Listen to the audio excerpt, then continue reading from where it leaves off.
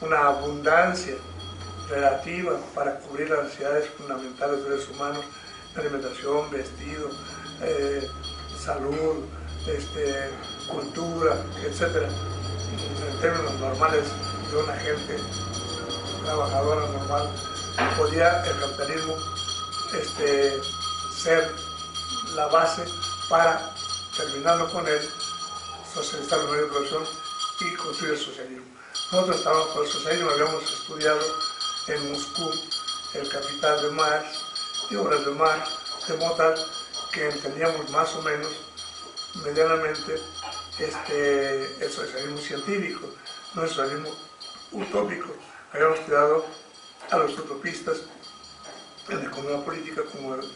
Como economista estudiamos pues, el Capital y otras doctrinas, y entonces entendemos que el Capital era el análisis, era la disección, la anatomía y la fisiología del sistema capitalista y de sus posibilidades para sentar las bases del socialismo. Entonces, decíamos, el primer punto, el capitalismo está más que maduro, tanto desde el punto de vista de las fuerzas productivas desarrolladas, como también de la degradación que está cayendo cada vez más, como un sistema cada vez más parasitario, un sistema que no puede asegurar ya siquiera, hoy eso se ve mucho más, no puede asegurar siquiera la explotación de los esclavos asalariados. Hoy por lo menos existen declaradamente, reconocitivamente, 7 millones de jóvenes de 15 a 30 años que no tienen trabajo ni estudian trabajo, los ninis. Es decir, el capitalismo hoy ha llegado a esa situación que en aquel tiempo estaba en una situación semejante. Se habían dado las represiones brutales contra los médicos, contra los maestros, contra los ferrocarrileros, contra los campesinos, contra ¿cómo se llamaba aquel heredero político de Zapata? Rubén Jaramillo, en fin, es decir, crímenes y crímenes por todas partes. El ejército comenzaba a ser una fuerza de represión directa, más las policías, las policías políticas, sobre todo la Dirección Federal de Seguridad, una cueva de asesinos, de ladrones.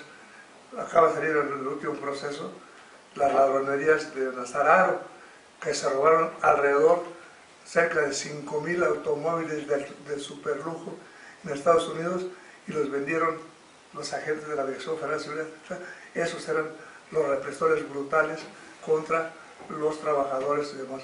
Habían aprendido a luchadores como Alfaro Siqueiros, había estado en la cárcel muchos años, Demetrio Vallejo, y entonces nosotros decíamos que no había más camino que las armas, que la guerrilla. Y el ejemplo de Cuba era un ejemplo luminoso, y las guerrillas que persistían en Colombia con las FARC, y las guerrillas que persistían en Guatemala, en Venezuela, con Douglas Bravo, en aquel tiempo cuando Popeye Márquez era un agente de Cetre y el Zumbribón.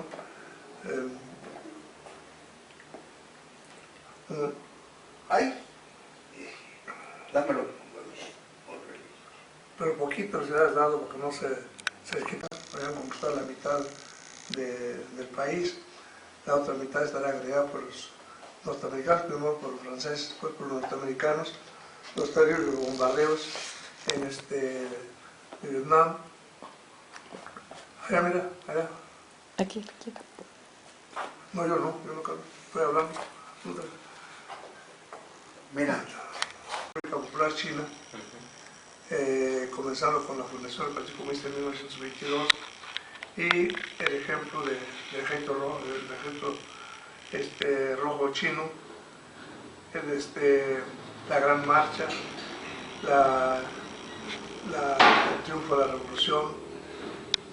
Eso nos hacía esperanzas cuando se veía. La lucha estaba muy fuerte en Angola, la lucha en Argelia contra los franceses, viendo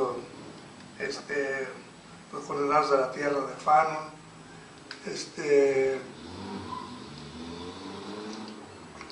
la lucha en Mozambique, Angola, en Namibia,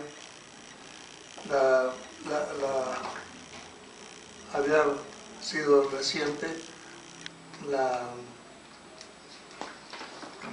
nacionalización del canal de Suez, la lucha de la formación de la tricontinental, de la unión continental de los países no alineados, en donde estaba Yugoslavia, entre otros, estaba Cuba, estaba Indonesia, en fin, eran muchos países del tercer mundo, el mundo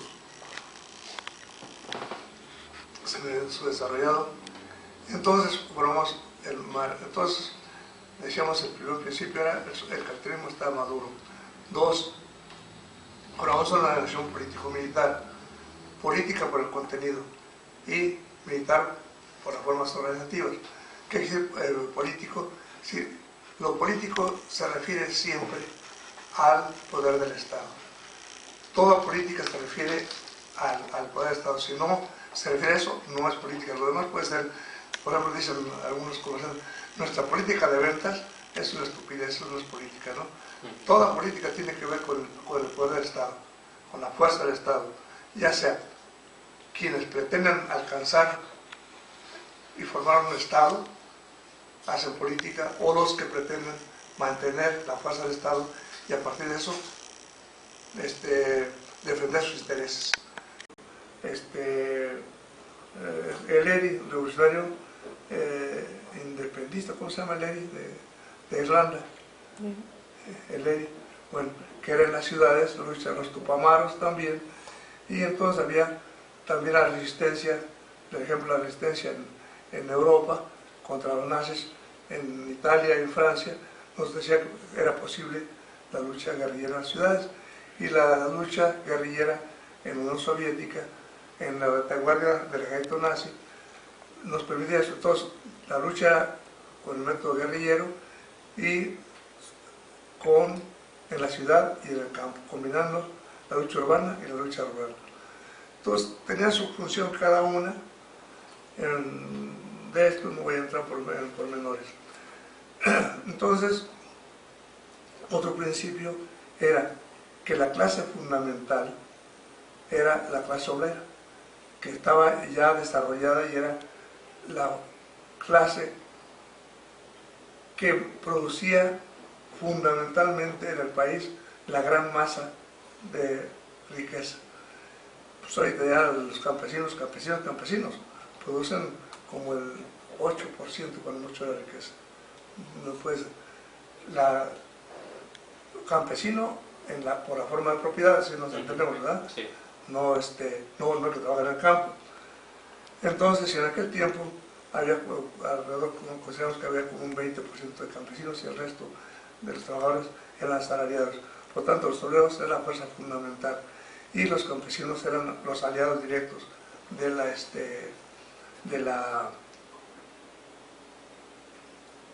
proletariado en la revolución. Otro principio era que la revolución era socialista, no era democrática, no era democrática burguesa, no era reivindicatoria de los principios burgueses de la propiedad privada, además. Solamente la propiedad privada era, y en términos más colectivos, de los campesinos. Pero la gran propiedad, es decir, las fábricas, los ferrocarriles, las comunicaciones, la educación, las escuelas, todo debe ser de propiedad social, no propiedad privada, que es solamente propiedad privada, propiedad individual, que eran lo de uso particular.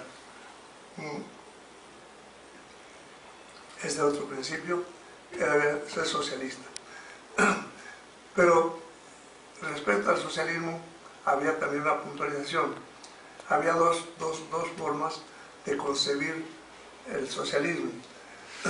Por el camino chino de la nueva democracia, en donde participaban en un momento dado 10 partidos políticos en China, incluidos los partidos burgueses de la burguesía nacional y de burguesía inclusive de China extranjera, pero con un núcleo duro comunista, el partido hegemónico, y con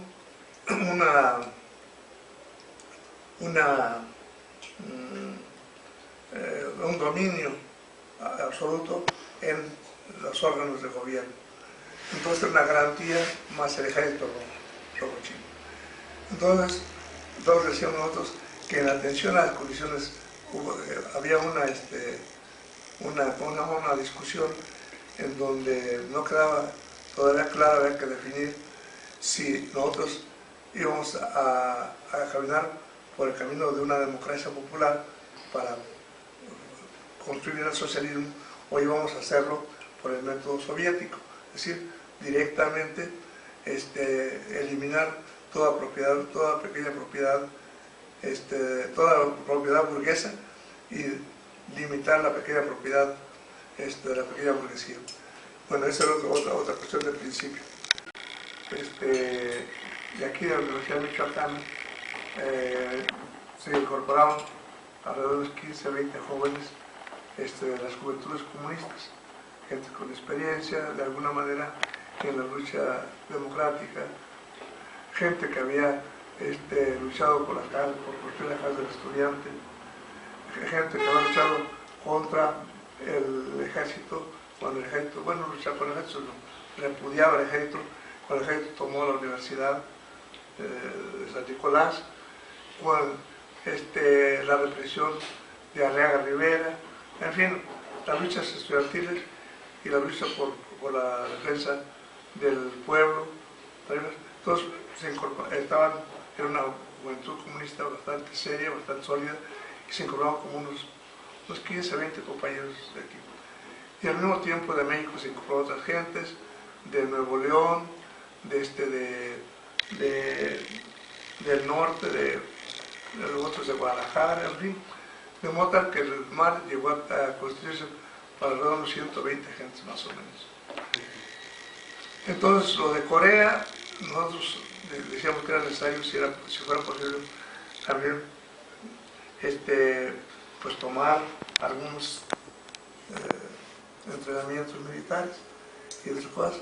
Y entonces hablamos con los cubanos, después dijeron, no, nosotros no podemos darles eso. Nosotros tenemos relaciones con México y no podemos usar con una cosa de estas.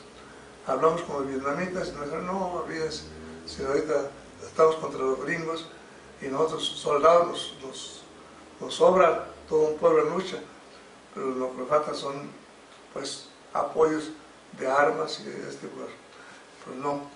Entonces vimos a los coreanos, pues había acabado de pasar hacía una década pasadita, la guerra de Corea, donde los yanquis hicieron estropicios y dividieron el país, y así aceptaron dar los entrenamientos. Fuimos a Corea, fuimos 3 grupos, más o menos como unos 50 gentes, no recuerdo el número por ahí, debe estar,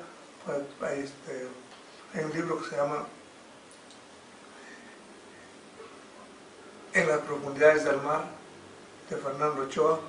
Ahí trae los números muy exactos de la gente del mar que fuimos allá. Fuimos a 3 grupos. Primero fueron los que estaban en Moscú y algunos de acá de México. Después fueron de aquí de México otros, y yo fui en el 3er grupo. El entrenamiento consistía primero en exponernos el desarrollo de su lucha.